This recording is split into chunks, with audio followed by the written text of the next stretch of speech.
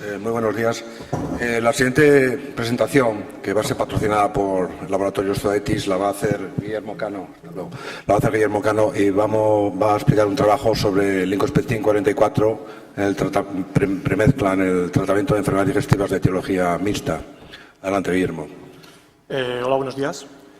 En esta ponencia les voy a exponer brevemente los principales resultados que hemos obtenido en un estudio comparativo en el que se utilizó Lincospectin Premix, tilosina y tiamulina para el tratamiento de procesos entéricos mixtos.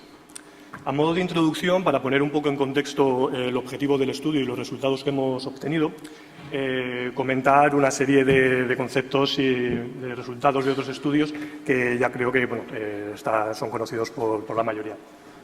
Todas las enfermedades entéricas que se pueden englobar en el denominado complejo entérico porcino son un problema muy frecuente durante las fases de transición y cebo.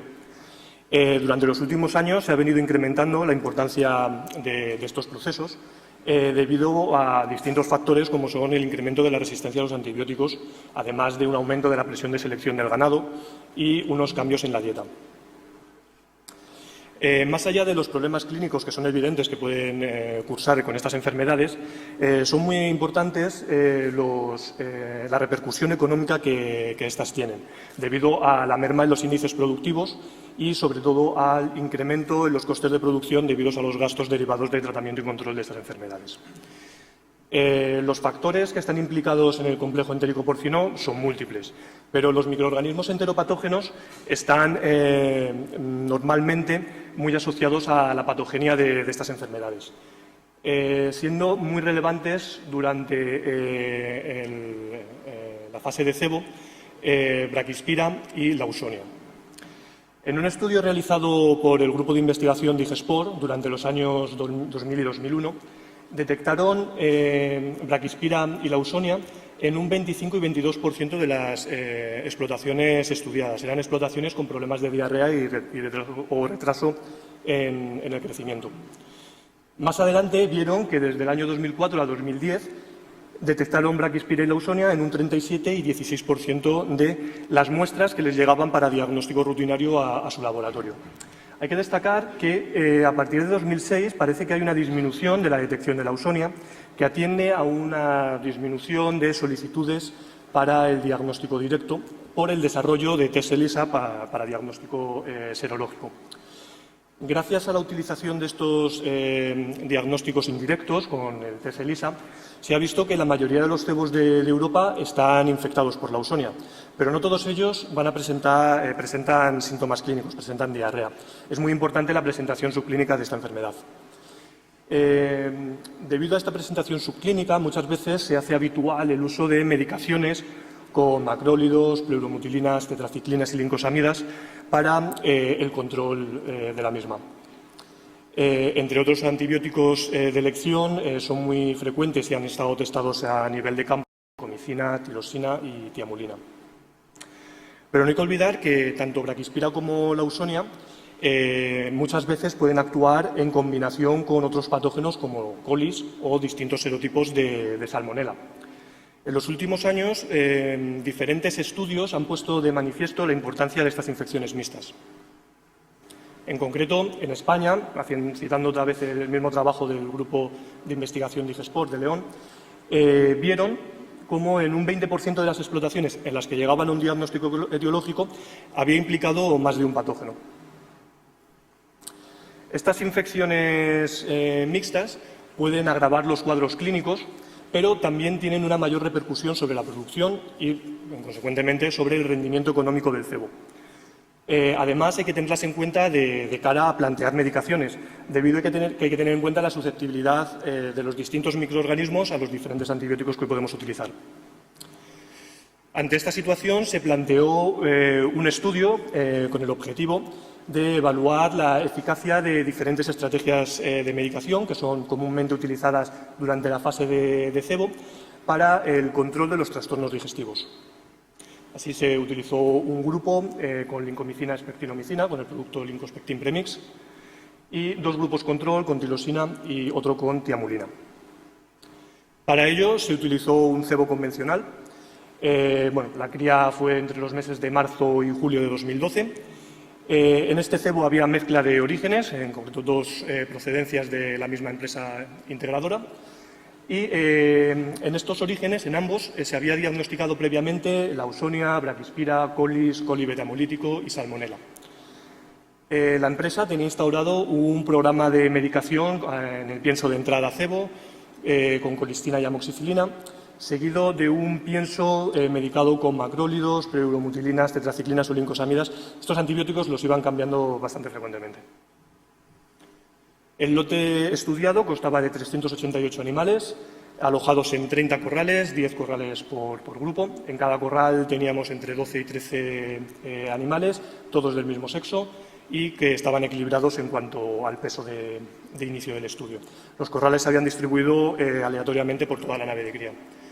Empezamos el estudio una vez había finalizado el consumo del pienso de entrada, medicado con colistina y amoxicilina, con un peso medio y equilibrado entre los grupos de unos 30 kilos.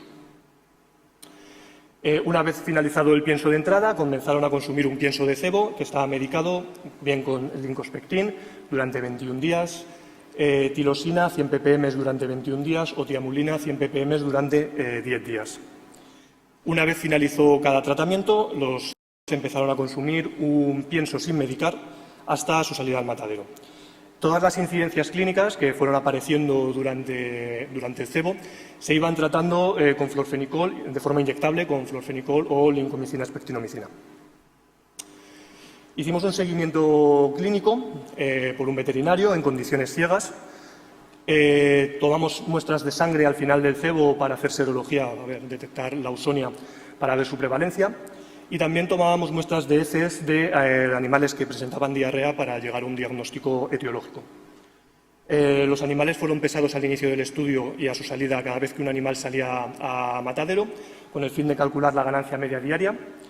También se controló el consumo de pienso por corral durante toda la fase de estudio y se pudo calcular la conversión de cada uno de los corrales. Se tuvo en cuenta los días de estancia, las tasas de mortalidad, saldos y decomisos en el matadero, así como el peso y la clasificación de las canales. Adicionalmente, se realizó un estudio económico calculando el margen bruto medio por cerdo a partir del precio de venta de los animales y los costes de producción. El precio de venta se obtuvo a partir de la cotización de Mercolleda en las semanas en las que fueron vendidos los animales, quitando penalizaciones por no cumplir un intervalo de peso óptimo. Estas son las penalizaciones que aplicamos, según los rangos de pesos. En cuanto a los costes de producción, tuvimos en cuenta todos los costes que podían diferir entre los grupos, es decir, lo que nos permitía comparar diferencias entre los grupos. No se tuvieron en cuenta costes comunes, como puede ser la compra de los animales, o costes fijos, que eran iguales para todos los grupos. Por lo tanto, ahora al ver los resultados veremos que puede haber unos márgenes algo más altos de lo que estamos habituados a ver y también unos costes de producción quizá algo más bajos de lo habitual. Pero los factores que afectaban a todos los grupos fueron la alimentación, medicación inyectable, medicación en el pienso, la ocupación y las pérdidas por mortalidad, saldos de comisos, en definitiva los cerdos que nos llegaron a ser vendidos al matadero. Todos los datos se analizaron con el software R. La unidad experimental fue el corral, porque aplicamos tratamientos a cada uno de los corrales. Y las variables continuas se analizaron por medio de un análisis de la varianza, utilizando un modelo lineal, incluyendo como factores el sexo, tratamiento y su interacción. Las proporciones se compararon 2 a 2 y se realizaron mediante un test chi cuadrado. Los principales resultados que observamos en cuanto a la clínica, pues no hubo una manifestación clínica aguda de disentería o ileitis durante todo el cebo. Sí que hubo diarreas puntuales de algunos animales de las que se detectaron colis, coli beta-hemolítico, salmonella y clostridium. De las muestras de sangre obtuvimos una prevalencia final de cebo del 66% de Lawsonia. Pese a no tener una clínica evidente, sí que se pudimos observar unas diferencias en cuanto al rendimiento productivo entre los grupos. Para empezar, entre el grupo lincospectin y tilosina pudimos ver que el crecimiento fue muy similar. aunque el peso de salida fue ligeramente superior, algo más de 1 kilo, en los cerdos medicados con lincospectin. Esto puede atender a que la estancia de estos cerdos fue 2 días de media superior a los cerdos medicados con tirosina. También fue relevante observar que la diferencia de consumos de pienso, consumieron menos pienso los cerdos medicados con lincospectin. Y esto repercutió muy positivamente, reduciendo 0,13 puntos el índice de conversión. Respecto a la comparación con la tiamulina, podemos ver cómo aumentó la ganancia media diaria. Hubo un mayor crecimiento de los cerdos medicados con lincospectin. Esto repercutió en el peso de salida, que fue 1,2 kg por encima respecto a la tiamulina, saliendo 2 días antes el grupo lincospectin de media que el grupo tirosina. En cuanto a los cerdos que no pudieron ser vendidos al matadero, tuvimos 6 cerdos en el grupo lincospectin, 10 en el grupo tirosina y 8 en el grupo tiamulina, obteniendo la menor mortalidad en el grupo lincospectin, aunque el porcentaje de saldos fue superior. Pese a no haber detectado más que alguna tendencia en alguno de los parámetros productivos, las diferencias numéricas encontradas son relevantes en términos económicos. Podemos ver un margen bruto de la lincospectina respecto a la tirosina superior en 8 euros, que se debe a 2 factores. Por un lado, el precio de venta fue unos 5,5 euros superior en el grupo lincospectin. Esto puede deberse a que los cerdos se vendieron con mayor peso. Si los días de estancia de los 2 grupos hubieran sido de media iguales, posiblemente esta diferencia hubiera sido menor. Por otro lado, hubo más cerdos penalizados por exceso de peso en el grupo lincospectin. En esta tabla podemos ver que se penalizaron un 50% respecto a un 40% en el grupo de tirosina. Volvemos a la tabla anterior y es relevante la reducción de coste observada en más de 2 euros gracias a una reducción del coste de alimentación. En cuanto a la tiamulina, también hubo una mejora numérica en cuanto al margen bruto obtenido de 3,6 euros, que se debe prácticamente en su totalidad a la diferencia en el precio de venta de los animales. Para quitar un poco el efecto confusor que puede tener el peso de salida, que vemos que aunque son pequeñas hay una serie de diferencias en cuanto a los grupos, en esta tabla se resumen los mismos resultados económicos, pero teniendo en cuenta cuántos kilos de cerdo se habían producido, cuántos kilos de peso vivo. Entonces podemos ver que está por encima numéricamente el grupo lincospectin respecto a los otros 2. El precio de venta sigue siendo superior y respecto al grupo tirosina se puede ver una mejora de los costes de producción debido a la mejora en los costes de alimentación. La medicación con lincospectin en el pienso elevaba el coste de medicación en el pienso. Este sobrecoste de medicación con lincospectin revertía sobre un beneficio. Esta recuperación se puede calcular fácilmente a partir de la diferencia entre margen bruto o diferencia de costes de producción que tiene el lincospectin frente a los grupos controles tirosina o tiamulina entre la diferencia de los costes de medicación en el pienso. Así, por cada euro de sobrecoste que obteníamos con lincospectin frente a la tirosina, aumentábamos el margen en 35 y reducíamos los costes en 15. Frente a la tiamulina, por cada euro de sobrecoste de lincospectin, aumentaba el margen en 7 y los costes se mantuvieron constantes, no cambiaron. Aunque no se tuvo en cuenta para el análisis económico, es relevante este resultado que obtuvimos en los parámetros del matadero. Obtuvimos un mayor porcentaje que tendía a ser diferente estadísticamente respecto a la tirosina y numéricamente superior respecto a la tiamulina, en cuanto al porcentaje de canales clasificadas como excelente por su contenido magro. En la exposición de estos resultados se ha obtenido alguna tendencia estadística, pero no se ha llegado a obtener diferencias consideradas estadísticamente significativas. ¿Por qué nos ha podido suceder esto? Posiblemente nos hemos quedado muy cortos en la unidad experimental.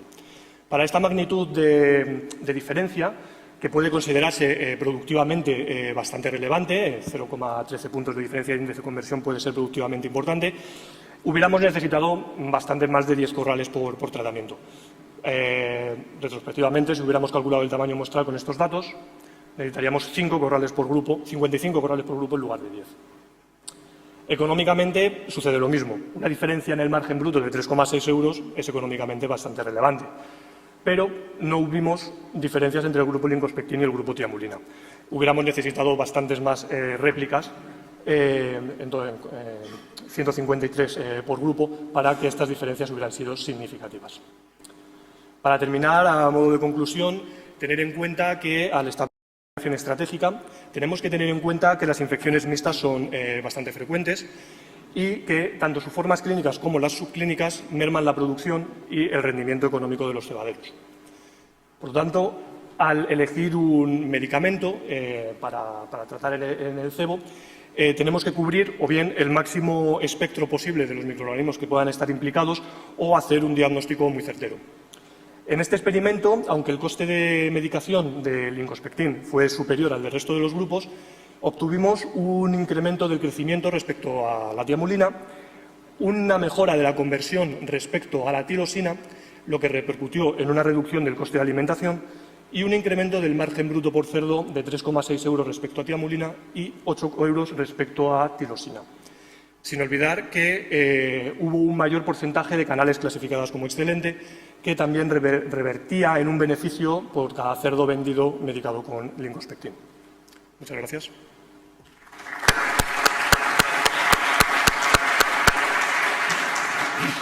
¿Tenéis alguna pregunta corta, por favor, que vamos un poquito pasados de tiempo, para Guillermo?